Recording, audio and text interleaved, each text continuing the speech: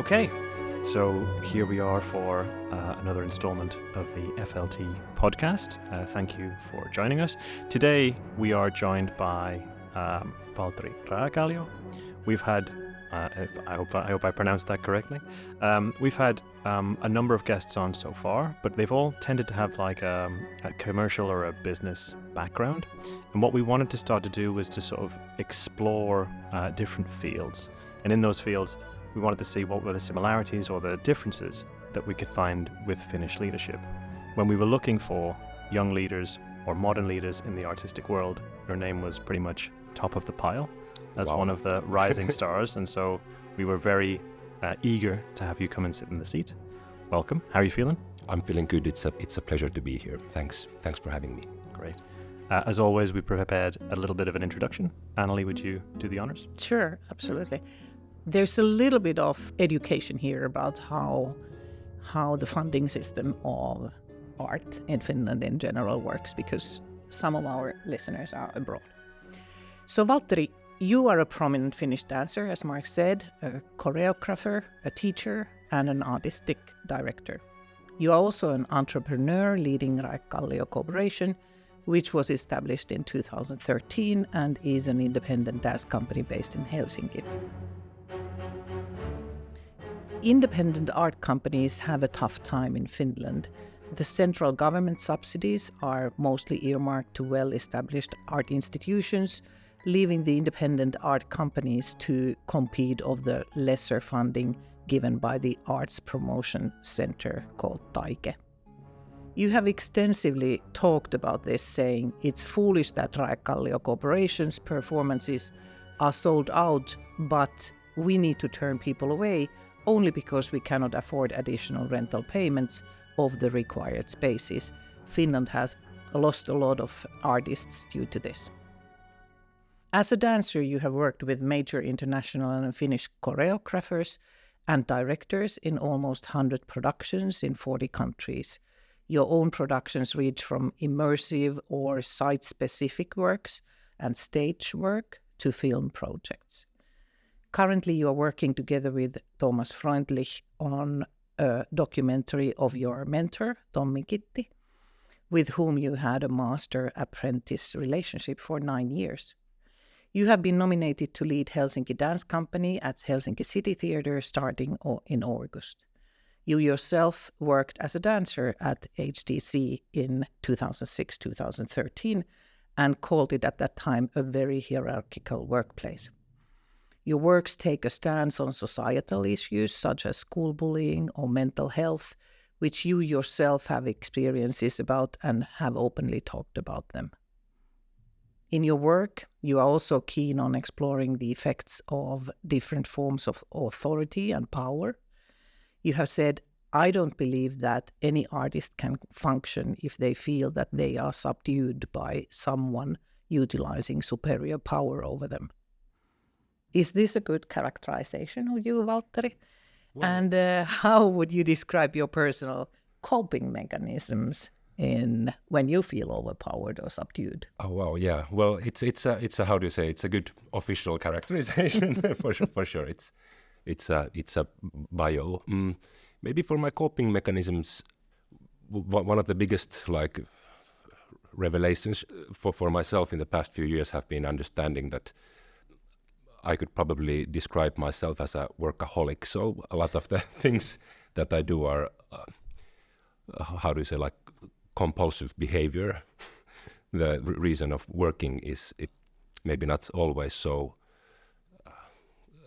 I don't know, well intended. It's more of there's a hellhound on my trail kind of a feeling. But the coping mechanisms for sure are social relationships and sleeping and sports. That's kind of the gist of it. I just last night I do Brazilian Jiu-Jitsu as a hobby, and last night I was in the tight embrace of my friends again. and there's a lot of very interesting things happening, like mentally when you do something like that, which is kind of like the body thinks it's dangerous that somebody's trying to strangle you to death, but it's actually very safe, and it's close to people, like being physically close to people who you enjoy and like and trust. And there's a lot of things happening when you're actually in physical closeness with somebody that we maybe don't even understand. Do you have bad coping mechanisms? Something that you don't, you wouldn't recommend to anybody? All kind of addictive behavior. I think it's the same kind of. It goes with the same territory of this mechanics of working too much. Yeah. That you kind of like get this rush when you're thinking or working, like inside of your brain. You can hype yourself up and actually work immense amounts of like to just put in a lot of hours per week, and it gives you a kick. But I mean that kick somehow brain chemically is you need to pay the taxes at some point, and that's not a pretty sight. Thanks for sharing. And I think BJJ, like a lot of sports, it's a kind of thinking, but it's not thinking, right? So you're always active and alert and responsive, but you're not reflective, right? It's not you don't really involve yourself in cognition that much. You have perhaps a strategy to outmaneuver your opponent, but there's no like. Yeah, you're touching something very very deep now, because I understand what you're saying. I would maybe like go towards saying that it doesn't involve like language-based cognition, but the way that we function in our body, and like if coordination is the rhythmic knowledge of how to coordinate, how to like arrange your body, it is definitely a way of thinking, and it is definitely a way of cognition. And when you're watching say a basketball player or a football player on a soccer pitch, there's a lot of cognition happening, even though it's probably not language based.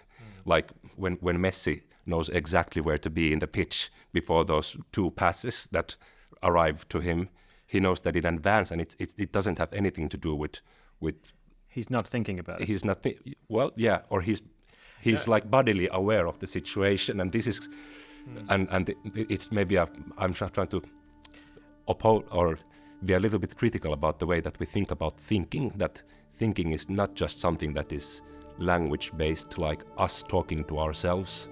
It's also this kind of feeling, and the way that we inhabit our body, and the way that our bodies are in relations to other people's bodies in the same space. This is a way of thinking, because you obviously can see when somebody's really good and really skilled in that. You see that somebody could be magically good in that. So there is some kind of skill, something is happening in their brain, and they can develop that, even though it's outside of the grasp of language. Can I ask at this stage? So actually, in academia, there's quite a famous saying that that goes like this: "How do I know what I think before I see what I say?" So, but what you're saying is that we don't need to express anything in language to know what we think. Is that? Well, I think that, yeah, maybe thinking is a spectrum, like electromagnetic radiation. That there's light and there's gamma rays and X-ray, and like language-based thinking is one part of the spectrum, but there are like other parts, like outside of the like language-based or analytical thinking, maybe is a good word. So there's other thinking than analytical thinking, and how do you say those leak or are in interaction with the other, like the borders of the spectrum are not clear. Well, it's yeah. And if you think about it through the lens of a coping mechanism, I think what you basically just said was, when I feel overloaded cognitively or cerebrally or intellectually, I then channel a thinking through my body. Yeah. And I seek out the, let's say, physical thinking to kind of redress the balance. Yeah. Which I think is, that's kind of, it's like 2 minutes in. Yeah.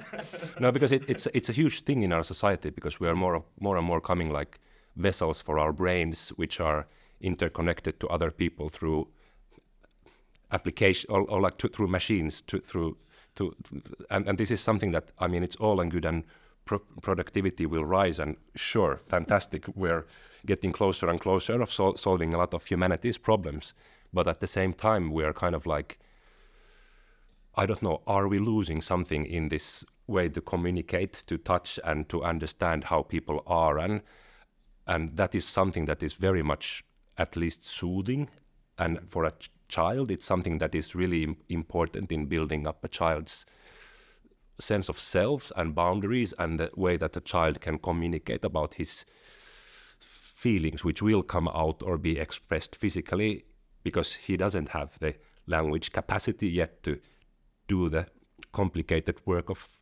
transforming all those feelings and physical sensations to something which could be like discussed and communicated through words. But yeah, but it's not just children. So I know, I mean, we know teams. If you want to build trust in teams, there is a nascent sensing that we have of each other, which doesn't always get articulated until we actually know each other relatively well. And we know that when we have teams that are working, for example, virtually or in a disconnected environment, it's a lot harder for them to reach a common understanding. It's a lot harder for them to pitch together towards a common goal. And it's a lot harder for them to start trusting themselves in that implicit way. I think there's a lot of already evidence post-COVID now about where teams now need more support and how team members are feeling more and more isolated. So I think there is we went really deep, really fast. There's a lot in there. There's a lot to unpack there. What comes to my mind is when you say that you start reacting through your body when you work hard, and it's visible through, even though you get a lot of done, but it's also addictive, and and I think a lot of leaders don't recognize that, even though they try to, the way they try to appear is calmness and intellectual language usage and spoken words, but their body tells something else. Tells that I'm absolutely, not there. I'm at the verge of burning out or dropping down or whatever.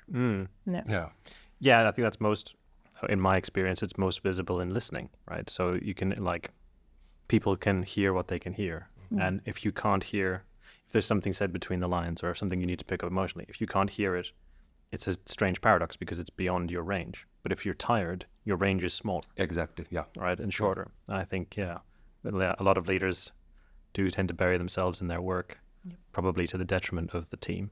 It kind of creates a reinforcing cycle where they can't ask for help and a bunch of other issues. All right. So, Valtteri, let us go to our kind of one of the foundational questions of this podcast. So, how would you define or describe your leadership philosophy? I think that I'm like a coaching leader in that sense that the kind of like the only asset that we have are the people that we're working with, because like financially we're so under-resourced that like putting 10 cents to this or that is not the way to think about leadership. It's about trying to cultivate people and their talents. Maybe from if I step back, there's like two big questions when leading an arts project. It's like, what are we doing and who are we doing it with? And kind of like the third thing, that how do we do it, is not that important if you get the two first questions right. If you screw up with one of the first questions, if you don't build the right team for the project, or if you don't have a good idea of the artistic direction where you're going, then you're gonna need a lot of thinking in how we are like managing the situation or leading the situation. But if you have the right people, the right kind of people who are like willing to bring a lot of themselves into the situation, like really give their input to the situation, and the group is diverse enough, but still they can find the common grounds of how to work, and they know the direction where the process is trying to go, then you don't really have to do that much.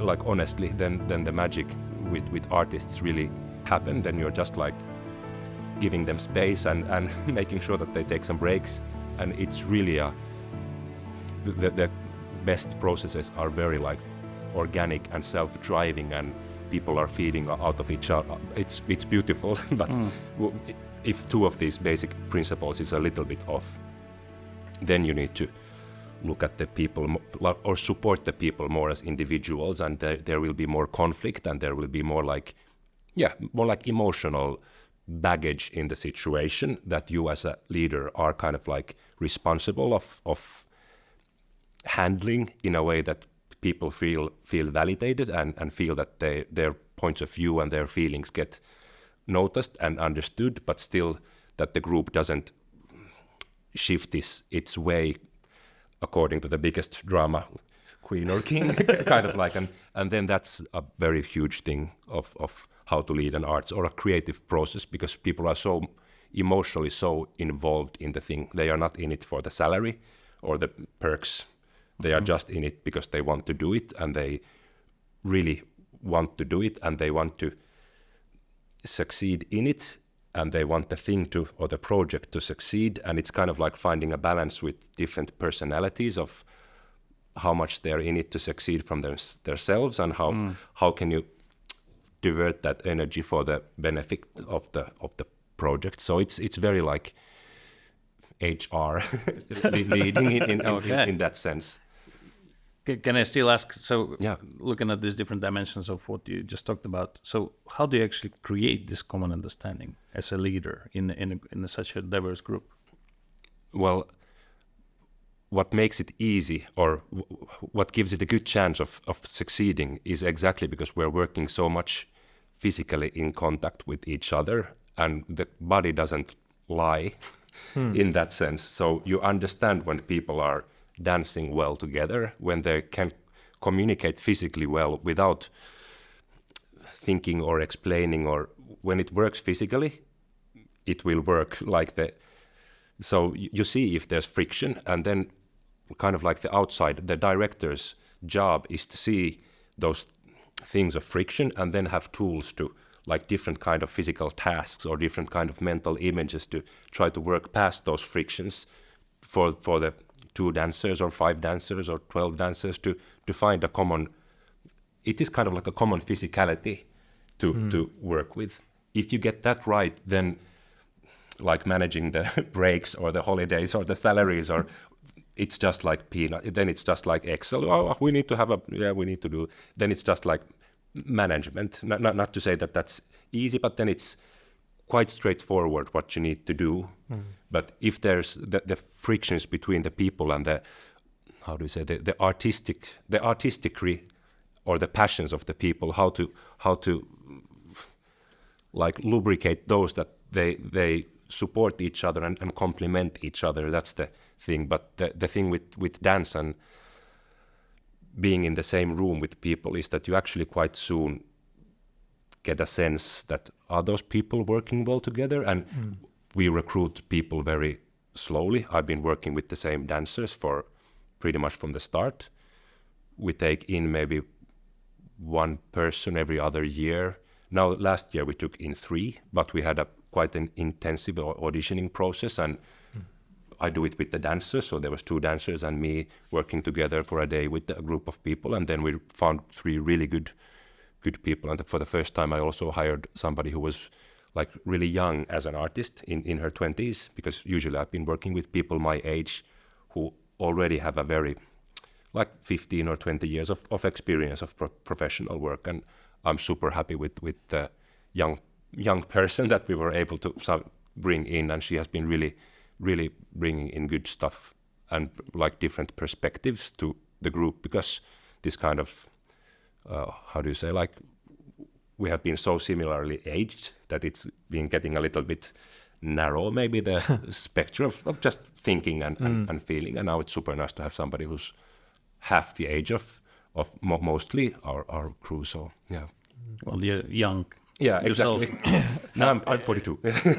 Just one more. Really, what interests me is this. So, who decides that there's this chemistry or there's no chemistry? Is it your decision or is it a joint decision? It's a joint decision, and we kind of like know the chemistry already with the group that we have been working for, because we've been doing many projects. And this chemistry, of course, somebody can be going through a divorce or somebody's parent died, or and these things really affect the work, because you can't do this kind of thing and live your personal life outside of the door. It just does not work like that.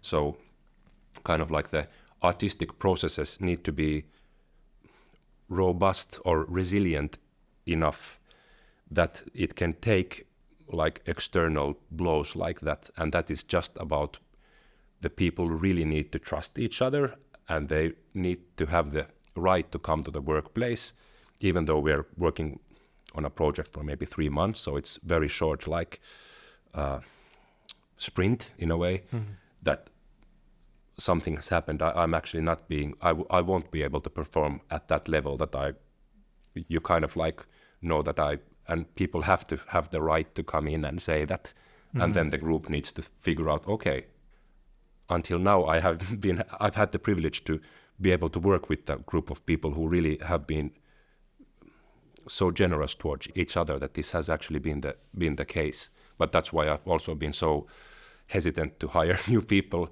because every time you bring somebody new, the group change, the dynamics change. Exactly. Yeah. So it's Is there a connection between emotional disconnection and physical accidents?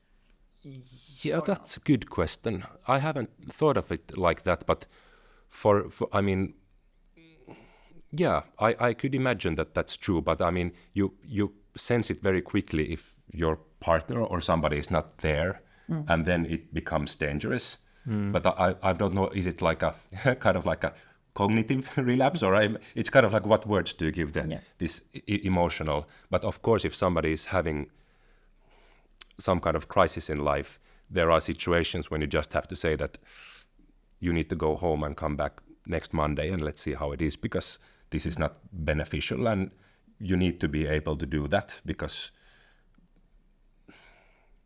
in a work like this, it's not, well, in some sense it's enough that you just come there in the right time and in the right place, but you have to come there in this like mental space of being ready, being available for the thing that's going to happen. If you're not available, like mentally, you don't have any, you can't come. You just need to go home, because you can't just like punch in the hours. That it's not how this works. Yeah, I had a couple of thoughts from before. So you mentioned that the body doesn't lie, which I think is good confirmation that Shakira was right. Yeah, exactly. So that's good. And I think the second thing that occurs to me is that I think what you describe, at least in the sort of commercial world, it sounds a lot like a lot of theories come around the term flow state. So you try to get into a place where you can actually work with each other seamlessly. Yeah. The challenge for that, which I think is a little bit related to your two principles, can be that the goal or the task isn't challenging enough for the group, right? So if you have to kind of select the group and get them into a state in relation to the goal they're trying to achieve, how do you help the group develop and improve? How do they push themselves forward? Because any development is a natural stress there, right? Yeah, So, yeah. That's a good question. I would maybe answer it from with a twist, because kind of like in our work, the thing is that the dancers that I've been working with, the dancers are so good that they are very good in getting into this flow state. That's kind of like a big thing in their professional toolkit, that they can start tripping. We usually call it tripping, because and the kind of like, when I'm searching for a certain kind of like movement material to use in a performance, I'm kind of like searching for something that it's almost like close to pattern recognition, or I know when I see it, but I can't explain it beforehand. So it's kind of like I recognize when it happens, and we're videotaping everything, like all the rehearsals, and so then we can actually go back to it from a recording. But I know when I see it, but I'm just like coming up with tasks and ideas of what the dancers will try, and then 95% of it, that's not it, that's it, okay, let's continue with this. And the problem with this flow state is that the dancers are so good in going to this, well, tripping, as we say, going to this flow state, it's so enjoyable, but the flow state doesn't equal the material that we are searching for. The flow state is a nice place for them to be, because it feels amazing and wow, and they're always doing like great stuff, but it's not usually the stuff that we're actually looking for. Yeah. So they're like professionals in going to this, like hypnotizing themselves to this thing that they can go for on, and it makes sense, and it does make sense, and it's good stuff. But usually we just need 5% of it, and then the job of the director is to like be able to pinpoint out what is the 5%, and then try to talk about what was special in this 5%, so the dancers can try to hypnotize themselves towards that. And that's kind of like what directing is recognizing that something happens, which is something that we're actually, this is something that is a part of what we need, even though it's not clear what we're going towards yet, kind of like, but recognizing those small flashes and being able to like articulate and make them visible for everybody in the room, so they can like reorientate their own focus and artistry to try to like navigate their ships more toward that. And then, okay, and this is even better, and this is, and that's the kind of refinement process that's going on in the weeks in the dance studio, kind of like. What's the timeline of a production? Usually with me it's like 2 years or 1.5 years from the initial idea until the premiere, and that has like a pretty much a 1 year. I have kind of like 3 gates that the ideas go through. First one, it's just that there's an idea and then I'm thinking about it and maybe reading something or like trying to understand what it is that I'm interested in.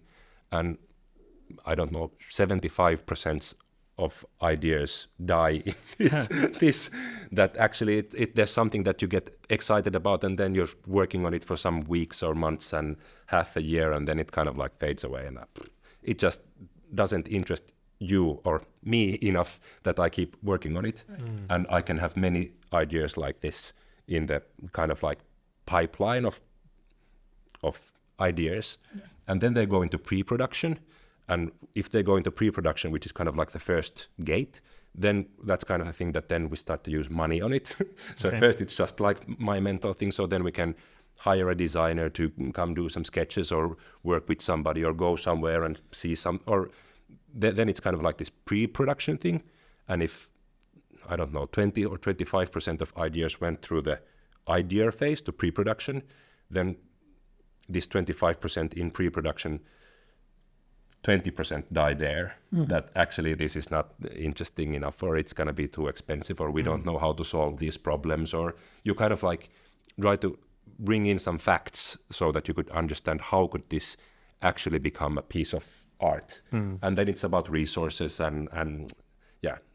And then this 5% of the ideas go into maybe production, or 3% go into actual production, and then it's then that's maybe, I don't know, 16 months, 12, a year, 1.5 years of like building the team. Usually you need to have the team 1 year or 1.5 years, know which dancers and who's the light designer, and then I usually like to work so that we have a 1-2 week period somewhere with the dancers, and then we have 3 months off or 2 months off. Everybody's doing different things, and I can just think like what happened in the first 2 or 3 weeks, and then we have maybe 6 or 8 weeks as a chunk.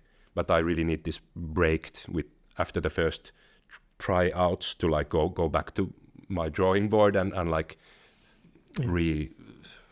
find a new route for the thing. So it's very like on and off. Are you trying to better understand Finnish leaders? You're in the right place. You're listening to the FLT podcast. So how do you evaluate your projects? So what's the, I mean, based on what you would say that something was a success, something was not a great success? Yeah. We have many different things. I mean, let's talk about artistic quality as a last thing, because that's very complicated. But we survey the staff that everybody whose tax card we have for a project gets a survey afterwards about työhyvinvointi, like well-being in the project, and it has some very like factual questions. Or the only thing that is mandatory is like from 1 to 5, how did you find your well-being? And then there's a lot of like more specific questions, and this is kind of like this is actually a very important indicator for us, which is we actually get a lot of data from that. Of course, if there's a problem or something happens, you see that in the data, but also if the piece didn't artistically go far enough or be good enough, that's also it's very visible in the data, because everybody is so emotionally invested in the mission that if I I fail kind of like the group of making the piece as good as everybody knew that it could be. That is very visible in how people felt about their well-being. Oh my goodness, Yeah, that yeah. could be a corporation way of working. I mean, measuring well-being and the success, comparing it to the success of the project. Yeah. Engineers know. Yeah. Just from previous commercial life in surveys, engineers know the rough quality or the effectiveness of the features they develop. Just. And they know before customers see it. So Yeah. they have the same basic frame of references and they have the last set of technology.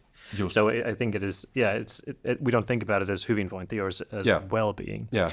But if you love your job, if you're passionate about the thing that you create, Exactly. then you'll see it. Exactly.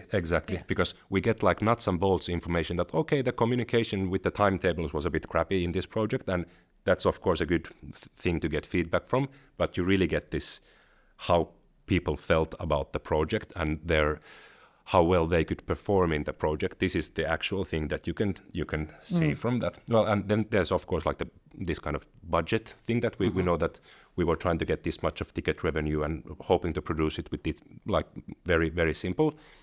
And then there's this like artistic quality, which of course there's the feedback from audience and media, which is one part of it, but that's like 30% of it, and 60% of it is like your inner idea of how it went. And it's really so much stronger that when you understand that you kind of like tyhjensit pajatson, you kind of like, you really like were able to do the best job that you think that you can do with something. It doesn't matter if you get a bad review, it's, he or she didn't get it. That's a, but if you feel yourself that, boom, this is exactly what was supposed to be, it's the best. And this is something that is very much shared in the group, in the work group. So this kind of, and you kind of like know this week before the premiere that there's this, it starts to feel special. It's almost like a religious, that it starts to feel like it's like condensing meanings into it.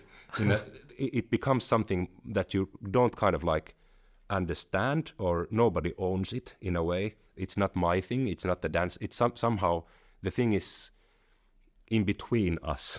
And then when that hits the audience, it's magic. That's kind of like, and every time it doesn't happen, but when it starts to happen and it starts to become this own actual, I don't know, entity of ideas and feelings, and it's, So between two kind of hypothetical cases, one would be, it's a perfect artistically piece that you develop, everybody's happy in your group, and then terrible reviews and nobody comes to see the show, versus, you're not satisfied fully with the artistic qualities of what you've done, but it's a great success, amazing reviews. Which one would you go for? Definitely the thing that we think it's good. And I had very, like I can get very depressed after a project that I feel that I didn't succeed in, even though it could get a very good like public feedback, and that's kind of like a part of my problem. that the inner idea of what just happened is so strong that it doesn't matter what somebody from the outside is saying, and usually because it's also in my ethos of leadership, I give a lot of responsibility for the people, but I'm the one who's responsible in the end. And if I know that even though we had good ideas and we made the ideas so that our resources were enough, and if I did, that's my fault, because I know that I have the best people working for me, and I know that they are super motivated to do the best possible job. And then it's just on me. And if I don't feel that I was able to go far enough or find the actual thing that we were looking for, it doesn't matter that if somebody said that it was really nice, and I know when I have kind of like failed the situation, and then I have failed the situation, and that's... But what if you think it was not perfect, but everyone in your group actually is satisfied? Would that be... Yeah, and that I mean, if it's that's kind of like this middle ground, and that's usually I think that we have been able to make the process so that people feel meaning in work and felt that they have been able to put things in that actually made the piece better, and maybe we didn't quite get there. And I mean, of course, this is not a, how do you say, digital 1 and a 0 thing. How do you say? Binary, exactly. This is also a spectrum, but usually because it's a magic circle, it's a cult. That's the working group is a cult for that moment that you're creating the thing. You have your kind of like, the whole thing of an artistic process is that you're trying to create a prototypical way of thinking or being in the world, and that is the piece of art. And you're trying to do that with those people that you're working with, this prototypical way of seeing the world. And if the people in the working group feel that, God damn it, this was actually a super interesting and cool way of being in the world, that's plenty. And if the critic doesn't see it the same way, it's kind of like her loss. Yeah.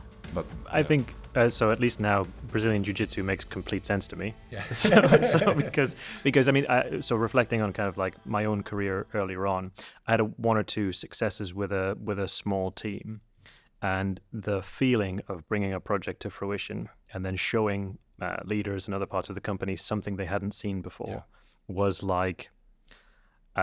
It's difficult to articulate what it felt like, but it was very good. Yeah. And for years after that, I tried to replicate it. Yeah. Doing similar types of projects with similar types of people, but I could never get the right result in the end. And I buried myself in sports because sports is physically demanding and painful, and I don't have to think. Yeah. But it was one of the very few places where I found as like a kind of safe haven away from this churn. And I mean, after a lot of work on myself, I figured out what I was doing and what I was good at and what I wasn't good at. But that process took me a long time. Yeah. Do you, when you try to analyze in the longer scheme of your kind of career, are you comfortable with missing the mark? Do you get used to it? No, and that's kind of like the reasons why I'm changing jobs now, because I've been creating pieces of art so too many pieces of art, like too fast in this 10 years. So I really feel that I have, how do you say, depleted my creativity in that sense. So now kind of like the role that I'm taking in the City Theatre is more a leadership role, not a, I can create if I want, but I really don't want to create now for the next few years. I want to replenish somehow my, and just like be a leader and try to help other people and other productions thrive. And so, yeah, and I really love that part of the job as well. And that doesn't bring me this kind of mental pain that missing the mark in the actual artistic work brings. And I need longer therapy to find coping mechanisms for I was really reaching for hope there. Yeah. No, but yeah. But it is hard because kind of like that is the point of, if you're actually creating art, you're trying to create something, and that is supposed to be difficult, and it's supposed to be kind of like real for you, but outside of your understanding. You're trying to like go out, and if you fail, and that it's supposed to hurt. Yeah. It is true. As it is, and I've been able to build this position that, well, yeah, for the first 7 years we were really struggling with the company financially. Now for the last 3 or 4 years, financially I've been in a situation that I've been able to do what I want. And of course we have to scale it to our resources, but that's not a problem. We have had so much resources for the last 3 years that I've been able to creatively work in that scale that was possible. And if you feel that you get like freedom to do what you want and you fail, it is supposed to hurt. Yeah. It is. Yeah, but I think the only thing I would say to that though is, I mean, I'm sure while you kind of feel that, and there is a specific exposure in art, that feeling, it's the same in any creative process, whether it's in engineering or product or customer or service related industries. I know lots of leaders that have had not as profound, I think, the experience, but certainly very similar. And I could relate to that. Everything that you're emotionally involved in, and all the you shouldn't do things that you are not emotionally involved in, is my point true. of view in life. Yeah. And if you fail, it's supposed to hurt, and you're supposed to thrive for better, to like expand and be good. And if you fail, it hurts. It hurts. Hey, I'm interested in what happens after a production with that production, that piece of art. If somebody would like, let's say in France or somewhere else in the world, pick that up. Yeah. Do you have the IPR? Do you give that piece of art to somebody else? Or, we know the Swan Lakes, etc. Somebody owns the movements, their duets, the way they are done. Yeah. Is that the same with you, or how does it work? It's kind of like the same. I mean, or there's like two strategies that we are using right now. One that we have been using much more is that if somebody's interested in it, like a festival, we come and perform it there. But right now, with this one performance that was dealing with school bullying, and it's kind of like a thing that we do with young high school students. This is now something that we are thinking of maybe licensing, because we don't want to travel with a group of students, and this kind of licensing thinking is getting more also important now when people don't want to travel so much, because our field used to be before COVID and still is, there's a lot of traveling to do one gig somewhere, and it kind of like doesn't make any sense. It's nice to travel and see places, but I did that for a long time, and with a family and with the burning globe, it really doesn't make sense. If you go there, it's good to work there and get involved with the local art scene and really have an exchange. But just to fly somewhere and show once your piece in a festival and fly back, it's kind of like, what's actually the cultural value that we are getting from with the cons that are definitely there. So so this kind of licensing the idea and building it on another group is something that's happening more and more in our field right now. And you own the IPR for that. Yeah. Okay. Yeah. And our way of doing contracts with our designers and is such that we can sell also the licensing thing, and there's a system of paying people right for those like copyrights or All right. What about space? You have taken people or the audiences to different spaces, and you have moved the audience along with your performances. What kind of a role does the space play? Is a beautiful circle back to the beginning of the discussion, because as we were talking, I feel strongly that we have this spectrum of thinking or cognition, that this, how do we understand the environment that we are in, but the environment that we are a part of, is it people or the surrounding place? This is all something that is not the boundary between us and the place, or us and the people that we are interacting. It is not clear. We are like leaking to each other. Like biologically, we are spreading germs and senses and smelling each other, and it's exactly the same thing with a place. That a place has its own, or we interpret a place having its own characters, and we as artists, we can manipulate those characters of a place so that we can, like what architecture is about, we can evoke different kind of feelings or ways of being in space in the audience members. And kind of like, if a theater is this kind of laboratory setting for a piece of art, that it's this, there's a routine or a convention of how do you use the theater machine, kind of like how the audience comes there and they sit down and then something is presented to them. That's beautiful. It's a fantastic medium.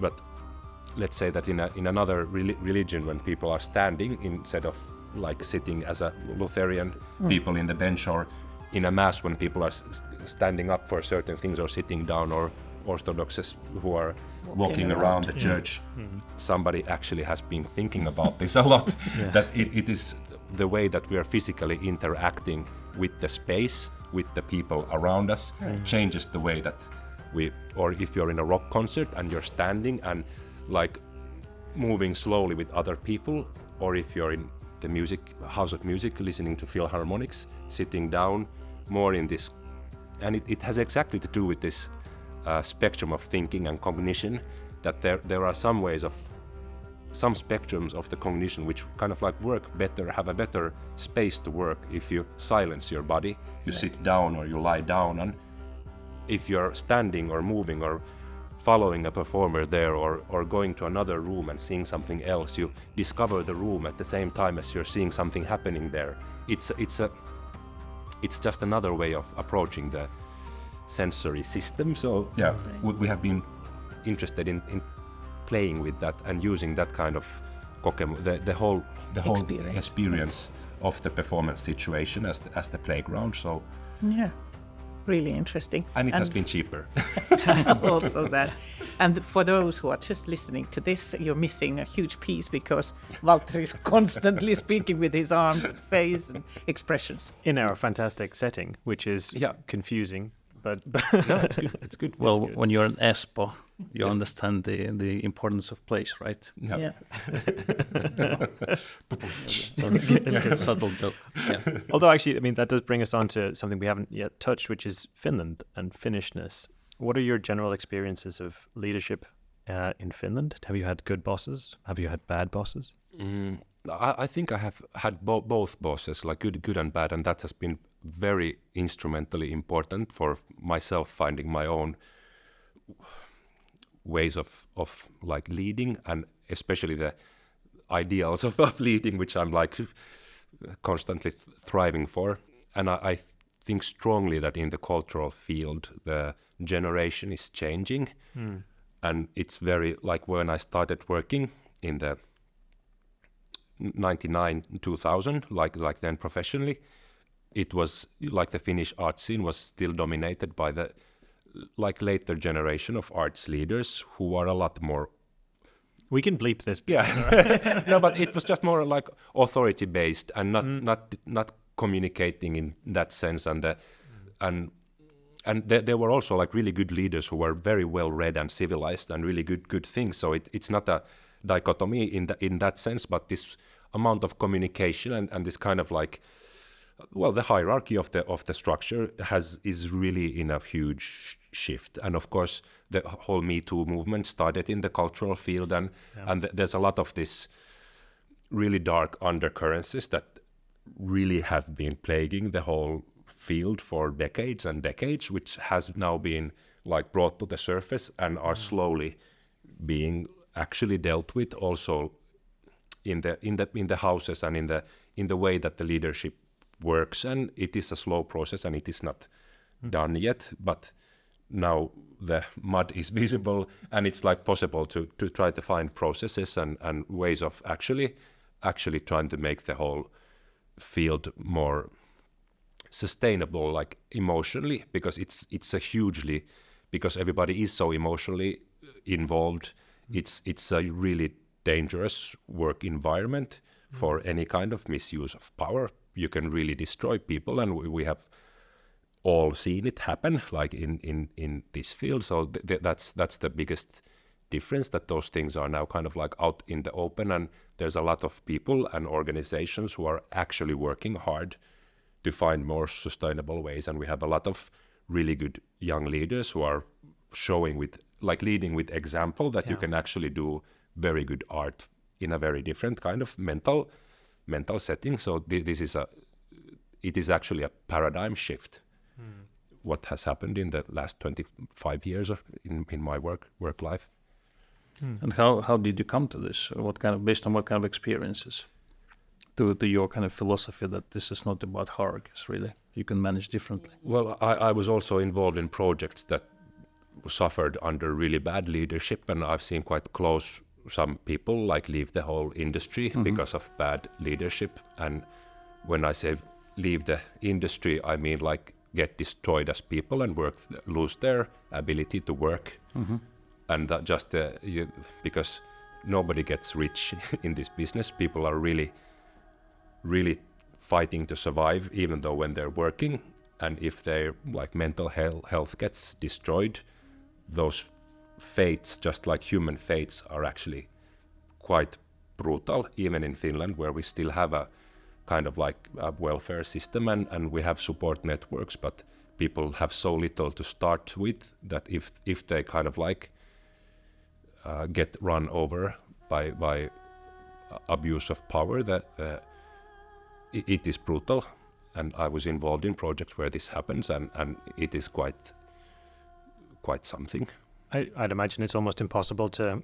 I mean, we talked earlier about the positive side and achieving the flow state, and finding if there is the shadow or the memory or the impression of that kind of abusive power dynamics, then I'd imagine it's very difficult to make good art. Right? Yeah, well, I think it's impossible. Of course, like we can look at the art what happened in the Soviet Union, and there was a lot of good art coming, but I mean, a lot of mustaches. Yeah, but what was the price? Kind of like that. Sure, you can squeeze people through a horrible filter, and yes, there will be some diamonds afterwards, but I mean, there is no point.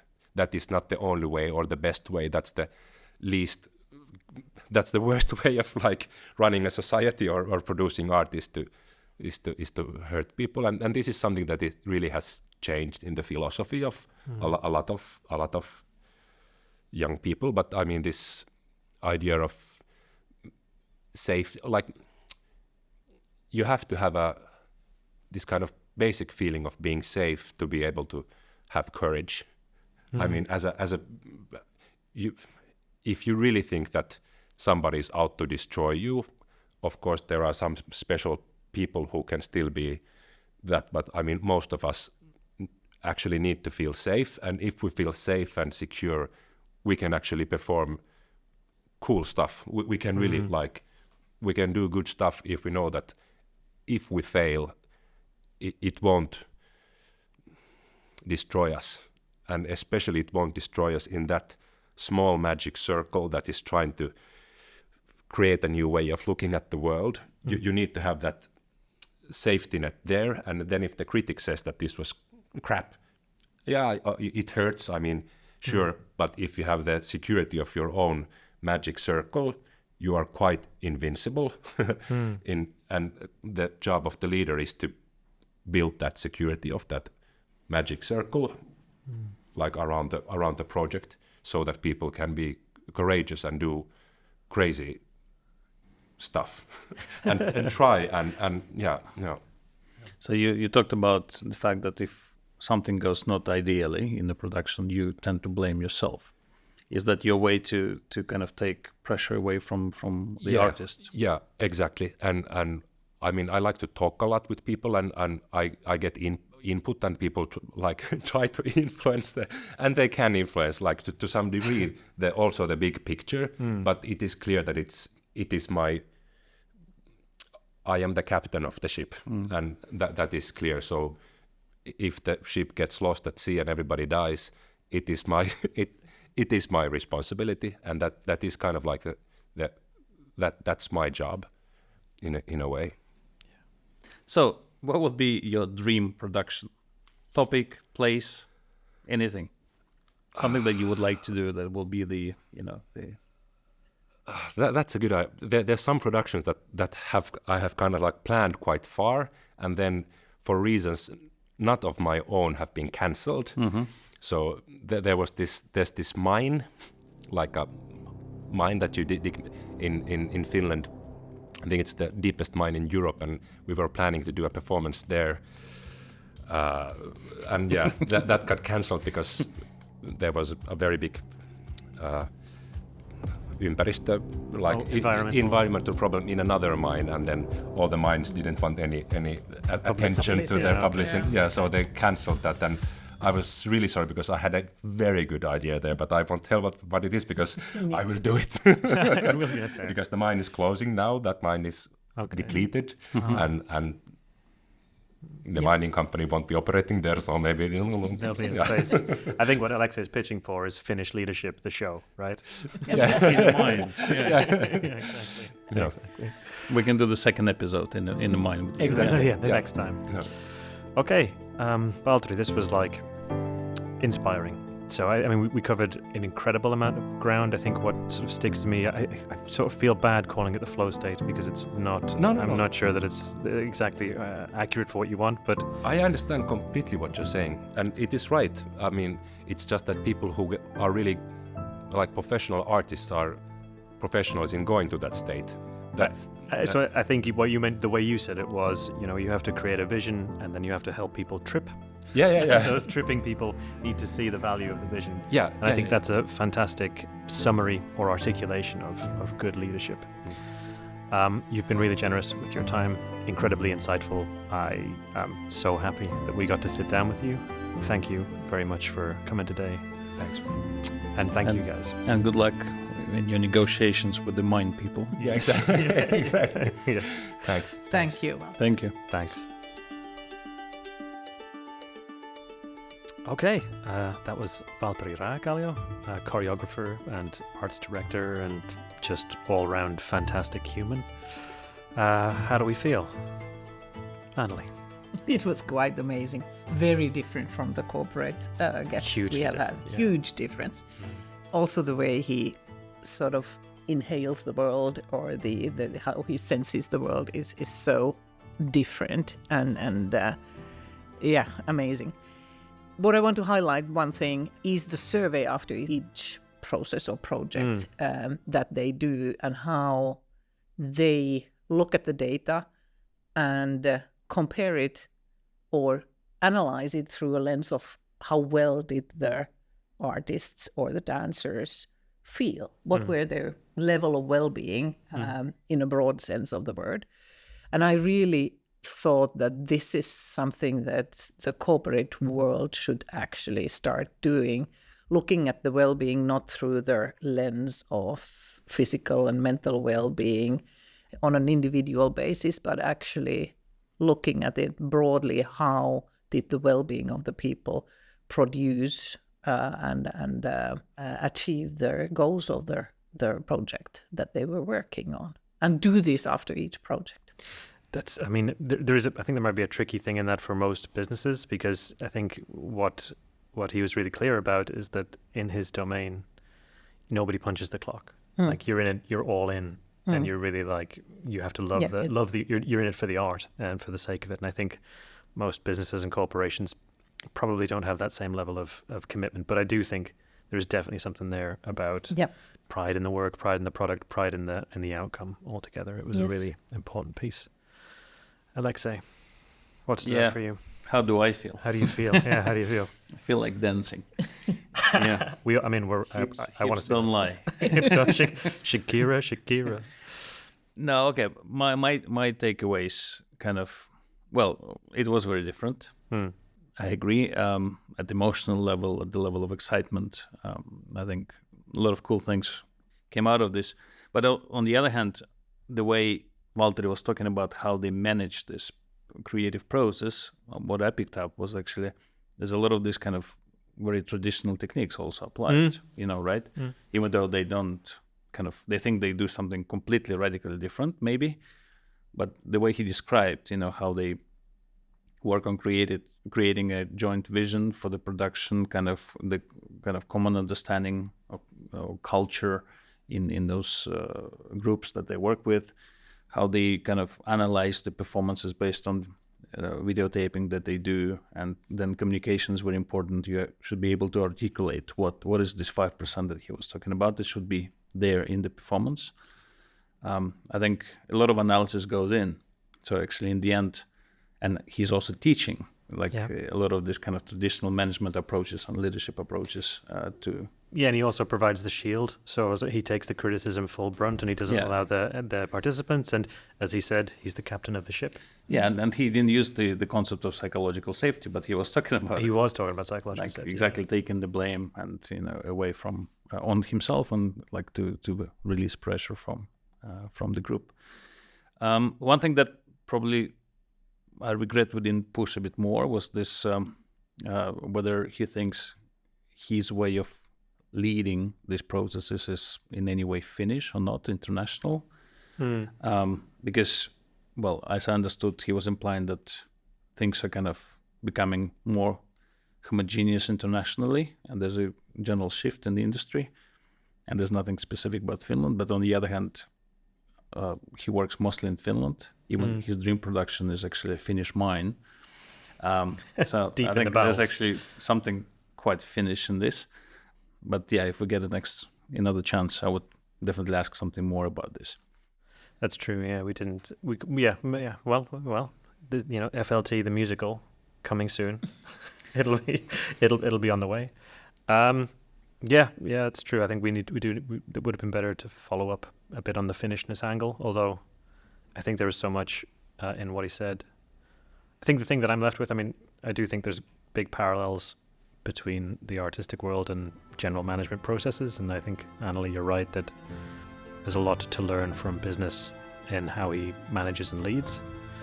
But the thing that I was left with was more about the sort of sensory spectrum. And I don't have an answer for this, but I'm now going to think about how does the work I do make me feel physically, which is a very odd consideration. I've never thought about it before, so yeah. But I feel hungry. Hungry for more knowledge, I'm sure. Okay, well, that's going to do us for this one. Thanks again to Valtteri, who was awesome. Thanks again to Bella behind the mic and the camera. Thanks again for everybody that's listening, and to Aalto for some equipment and a fabulous setting that speaks to us. Fabulous ruins. The fabulous ruins. Okay. And then to you, Anneli and Alexei. Thanks. Thank you, Mark.